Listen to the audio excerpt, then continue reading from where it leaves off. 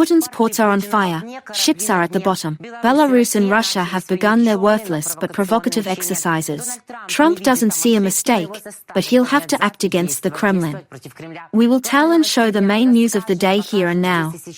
This is the program, 20 minutes. I am Iryna Uzlova.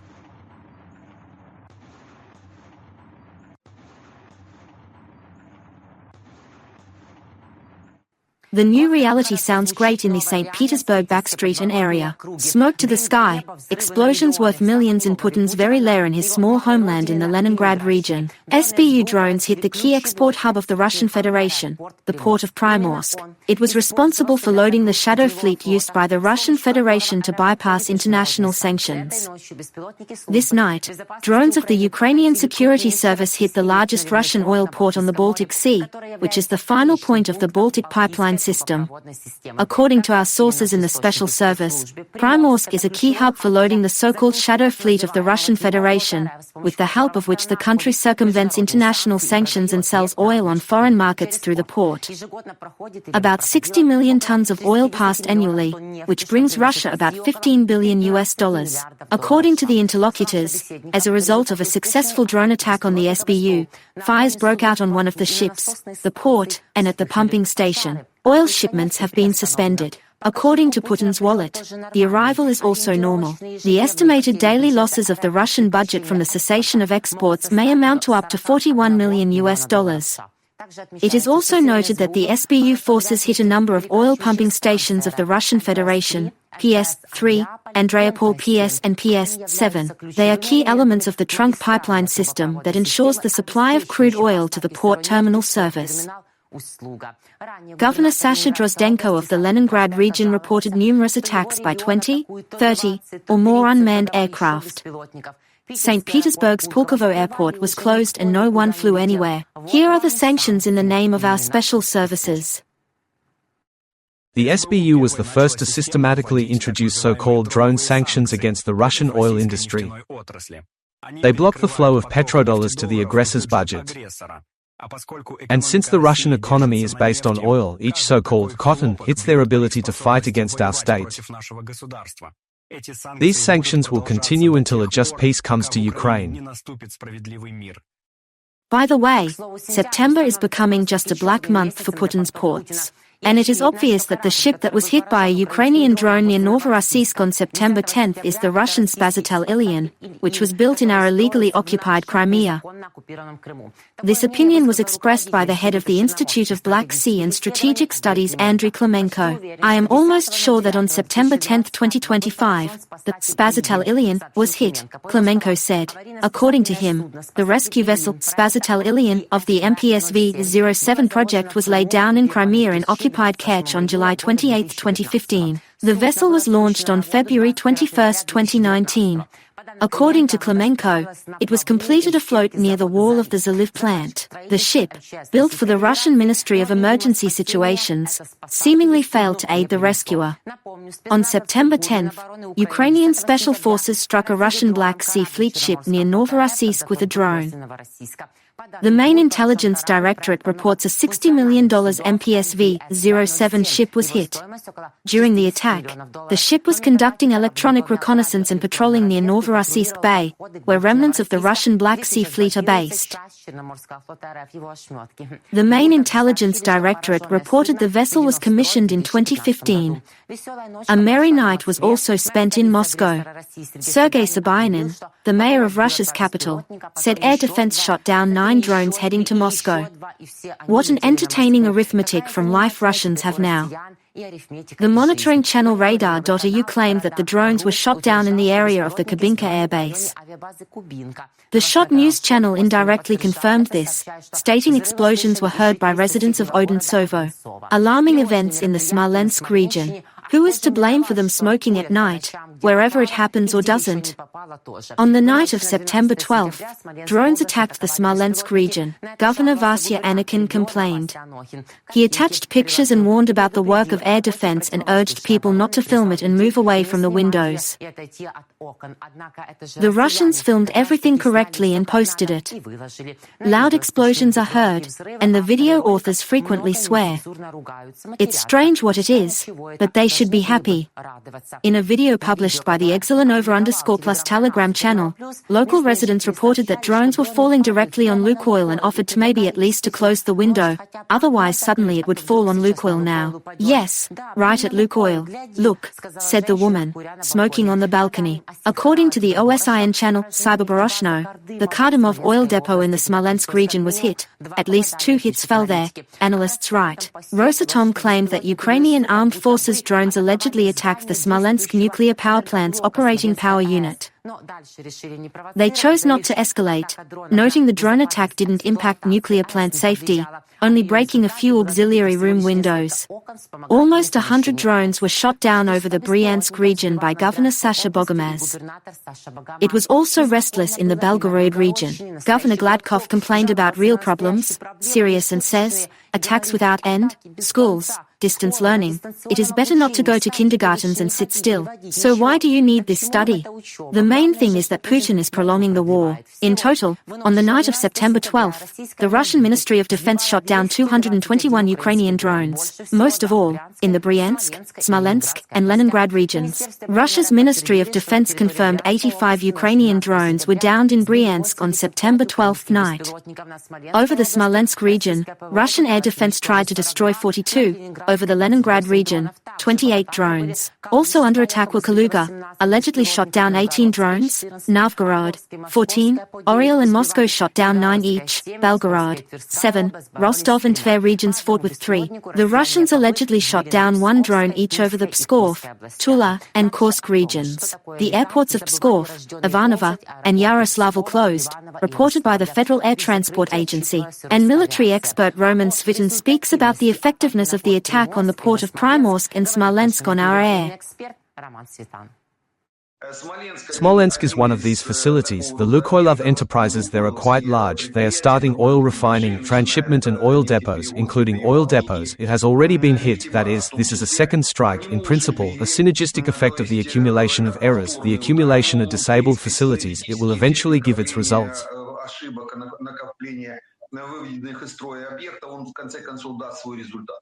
They avenged the Poles, our Polish brothers.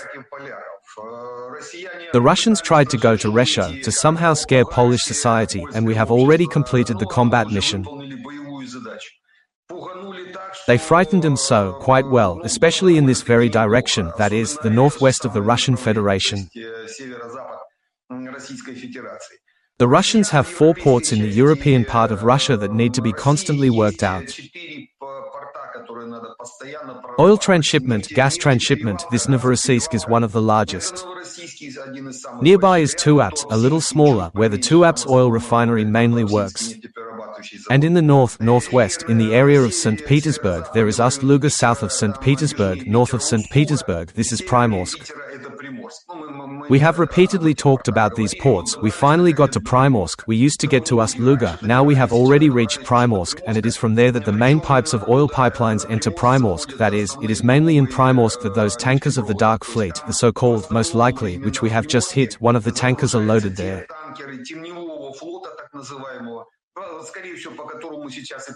That is, either one of the ships begins to smoke there. Putin's war subjects won't live happily, as Ukraine's armed forces destroyed the occupier's command post, leading to top officers becoming casualties. On August 30th, the armed forces of Ukraine defeated the command post of the occupier's army in the village of Voskresenka, Zaporizhia region. Now the first fat losses of the invaders have been confirmed. According to Anatoly Stefan Sterlitz, an officer of the Armed Forces of Ukraine, a military blogger who tracks the losses of the occupiers on the battlefield, at least 2 lieutenant colonels of the Russian army were killed as a result of the strike on the command post. Obituaries about these occupiers of the senior officers appeared a few days after the defeat of the command post. Sterlitz claims that both lieutenant colonels were liquidated in Voskresenka. The deaths of Lieutenant Colonels Dmitry Pashabaykov Shigabudzinov and Ruslan Shigabudzinov have been confirmed. In total, 17 officers and 1 soldier from the Russian Federation were eliminated while leading an offensive in one front sector. It might have been a mistake. American leader Donald Trump seems oblivious to the situation. The US president suggested Russian drones might have mistakenly ended up in Poland. Trump's September 11th video commentary was published by Polish RP24 correspondent Marek Walkuski in the White House. Trump's initial comment on the event was quite laconic. His message on the social network Truth Social consisted of 2 sentences. "What's with Russia violating Poland's airspace with drones? Here we go." And, "Oh my." Instead of a powerful retaliatory strike against the Kremlin and Putin, Trump assessed the situation in such a way that he again left the Russian dictator a window for excuses. How do you react to the fact that a Russian drone flew into Poland? This could have been a mistake. It could have been a mistake. Despite all this, I am unhappy with what is related to this whole situation. I hope it will all end.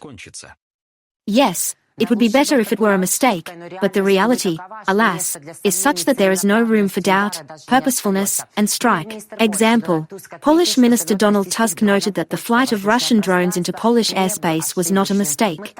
We would also like the drone attack on Poland to be a mistake, but it is not. And we know this, Tusk-based. Polish Foreign Minister Radosław Sikorski, who is visiting the Ukrainian capital today, also said that the Russian drones over his side were not a mistake, as Trump suggests. At night, when 19 drones flew over Poland, 100 of them and more than 40 missiles flew over Ukraine. No, it was not a mistake, Sikorski noted. Poland's chief diplomat criticized Trump's indecisiveness on Russia, saying Alaska was received instead of sanctions.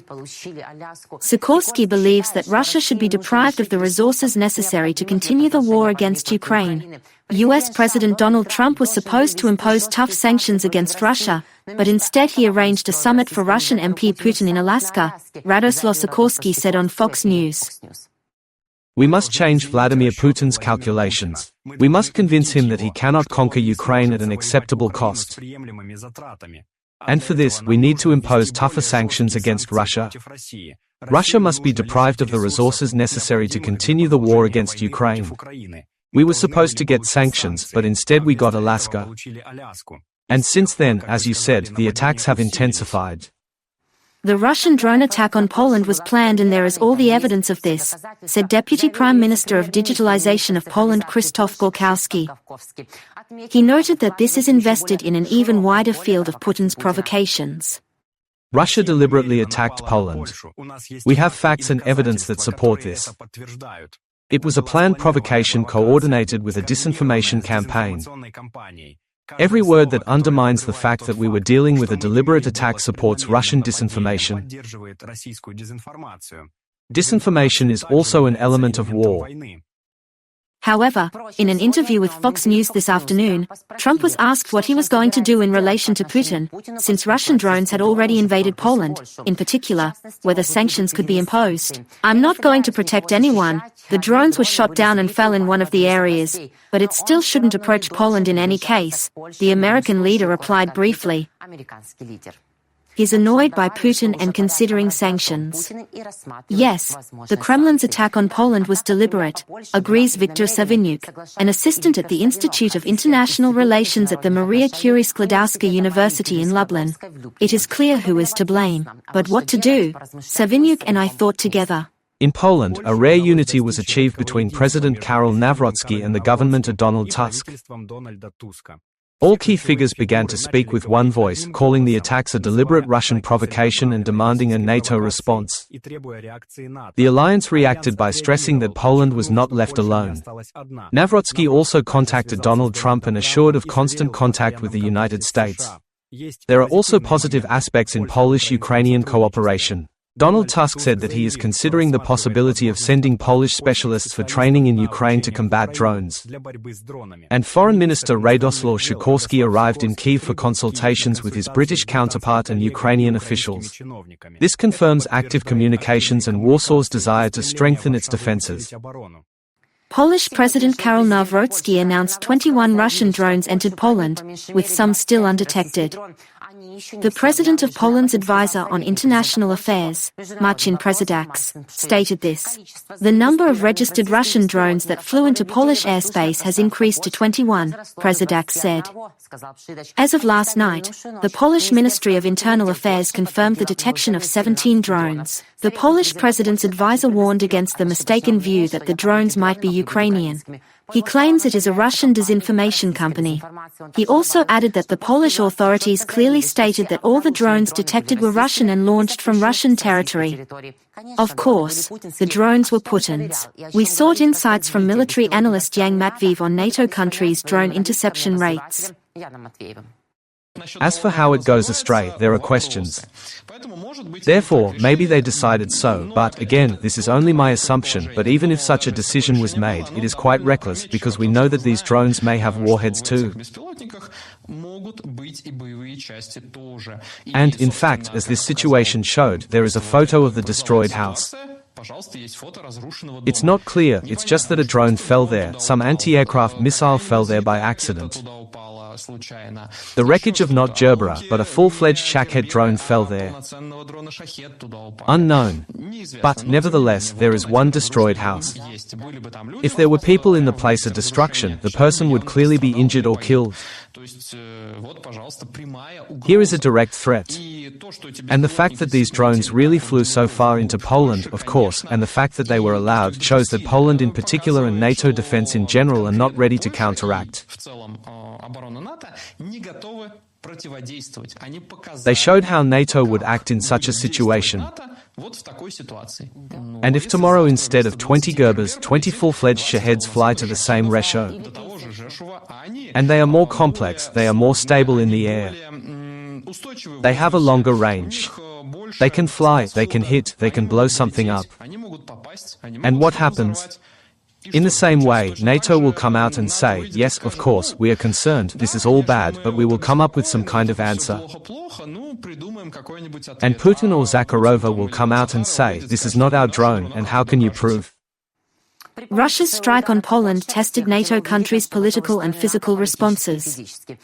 Ukrainian President Zelensky noted that Russian drone attacks on Poland and the deployment of troops to Crimea are psychologically similar, during a briefing with Finnish President Stubb. Russia might attack Poland to prevent Ukraine from receiving air defense systems from partners before winter, given the possibility of repeated strikes. It's so similar to the Russian dictator Putin. This attack is psychologically similar to Crimea. We are in a technological war, not requiring soldiers in green uniforms. Today, the war has changed, with Russian-made drones playing a role in Poland, noted the Ukrainian president. Political strategist Mikhail Shitelman agrees and will speak. It will not start in one day, just as it did not start in one day against Ukraine, where we were for 8 years before the war escalated into a full-scale one. After all, it all started with some green men in Crimea, and if they had been killed by the defense forces of Ukraine, then there would have been no seizure of Crimea, but no, they were left to live. Armed people, illegally present, stood in Ukrainian cities without clear grounds. And then they did not dare to kill them, and therefore part of Ukraine was occupied, and therefore all this escalated into a full-scale war. Today we see exactly the same thing. The drones that flew into Poland are the bombing of Poland, and no one dared to retaliate. That is, there was no retaliatory strike on the territory of the Russian Federation, although this is accepted in all international practice loved by countries. Any country responds to strikes on its territory. You see, when Pakistan hit India, India hit back at Pakistan. When Israel hit Iran, Iran hit Israel. When, on the contrary, Yemen struck Israel, Israel struck Yemen.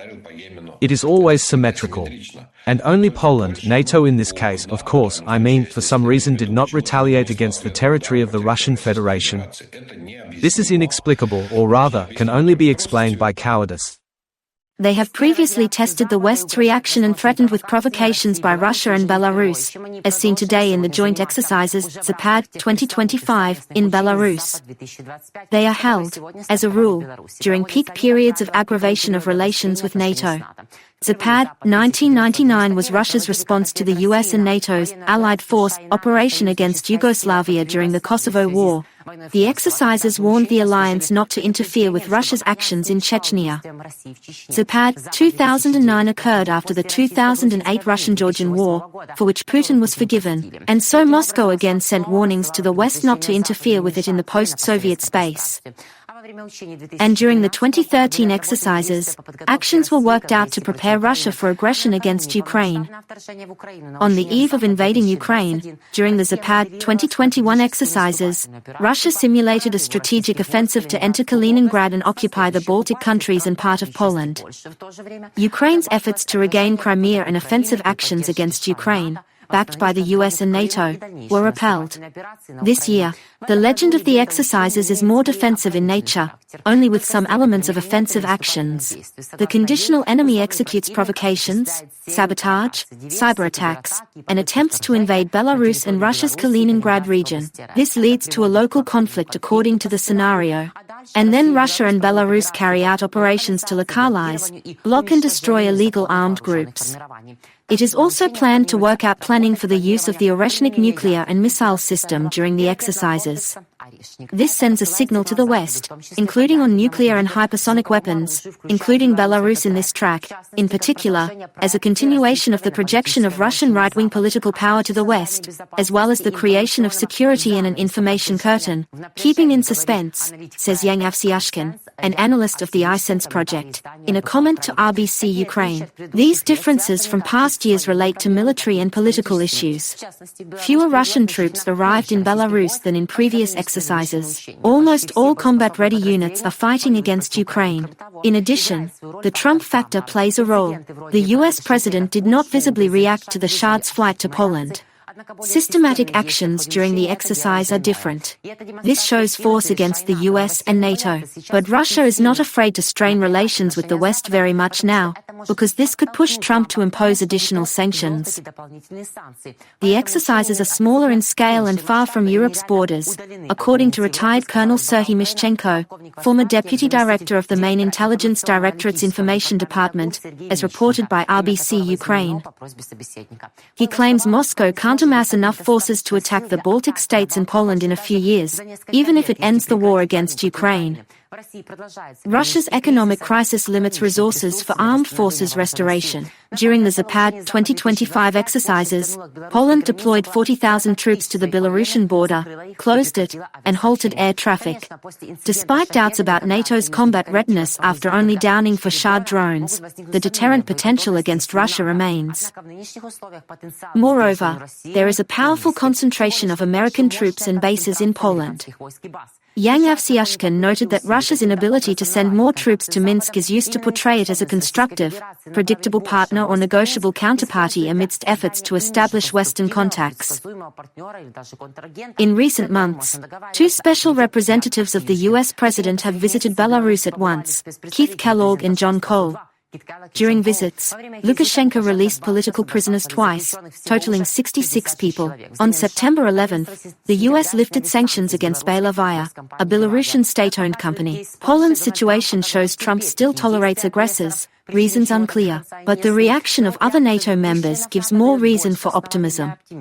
Great Britain is considering strengthening Poland's air defense with European NATO members' involvement.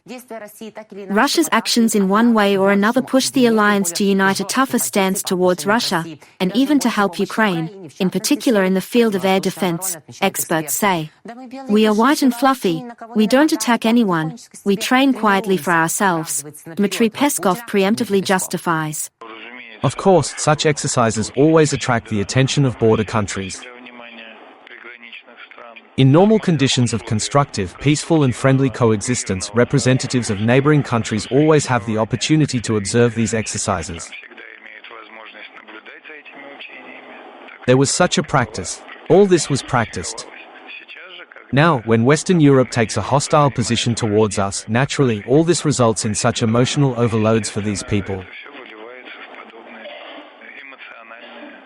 I want to remind you of the words of our president. Russia has never threatened anyone, nor does it threaten the countries of Europe. It was not Russia that moved towards Europe with its military infrastructure. And Europe. In general, peace in Ukraine is hindered by malicious Europeans, so we would have ended all wars a long time ago, says Dmitry Peskov stated there is now reportedly a pause in negotiations between Russia and Ukraine, though communication channels remain open. Russia again blamed others for delaying the war's end and talks termination. This time, Peskov blamed the Europeans. He claims Europe interferes with Ukraine's peace efforts. He said you can't expect quick results with rose-colored glasses. Of course, you can't, because you are not going to stop the war at all. Europeans are pushing Russia towards just peace. EU countries have extended sanctions on Moscow for the war with Ukraine and are preparing a stricter Package 19, according to expert Maxim Gardis. EU countries have agreed to extend sanctions against Russia for 6 months due to the war against Ukraine, stated EU diplomat Kaja Kallas. She said the EU is finalizing the 19th package of measures, considering further restrictions on Russian oil sales, shadow oil tankers, and banks. Kallas said they will block Putin's war from money access. Britain is more distant and painful for Russia. New sanctions target Russia's shadow fleet. Companies supplying electronics for Russian weapons faced restrictions. The UK is increasing pressure on Putin's regime by sanctioning hundreds of individuals and entities to reduce Russian army revenues and supplies. The British government website states sanctions target 70 ships of Russia's shadow fleet. These ships carry Russian oil and are key suppliers of military components.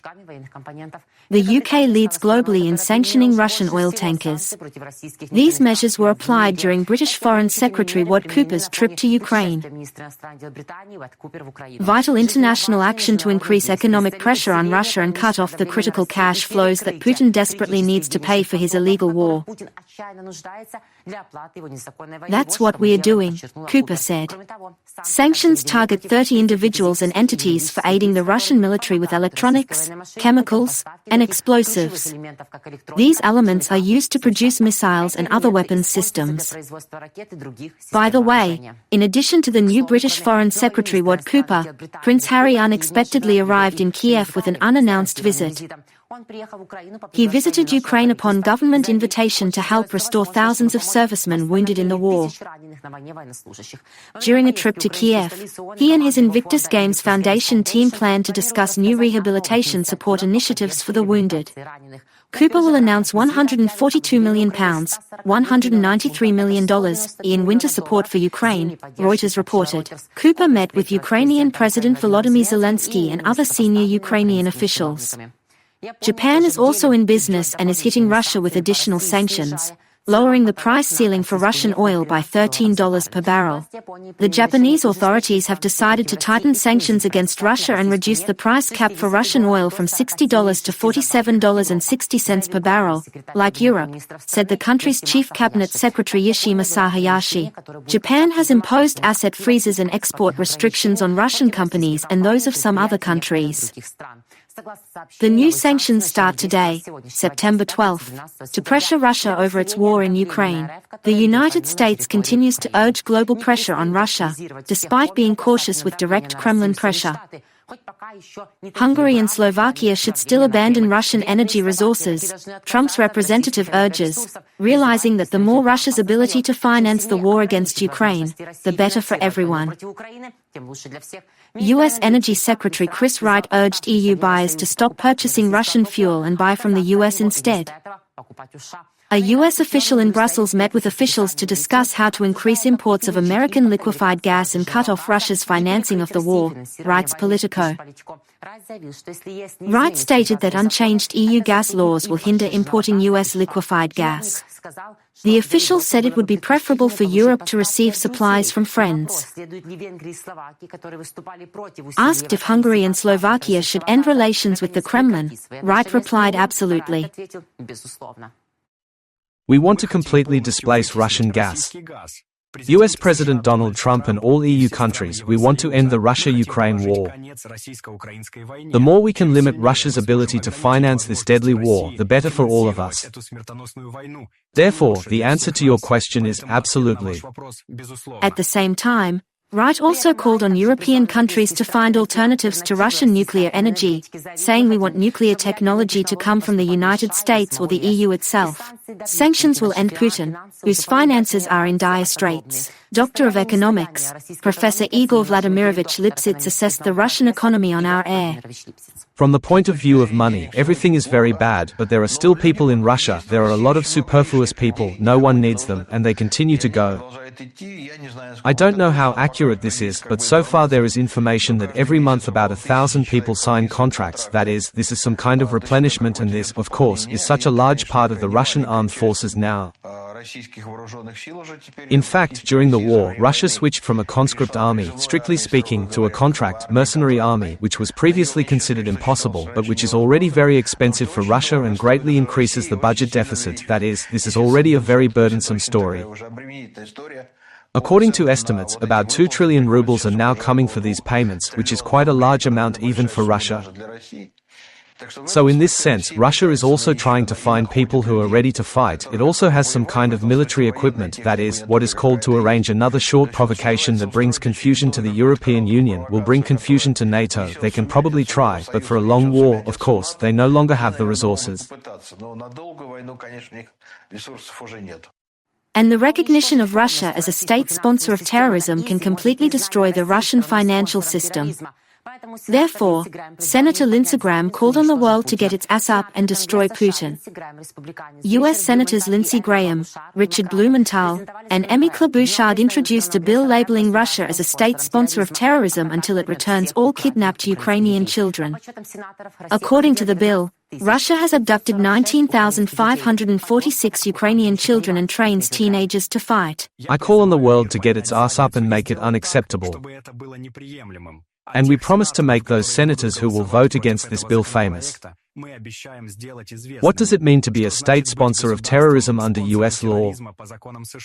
Your economy is radioactive. You do business with Russia at your own risk.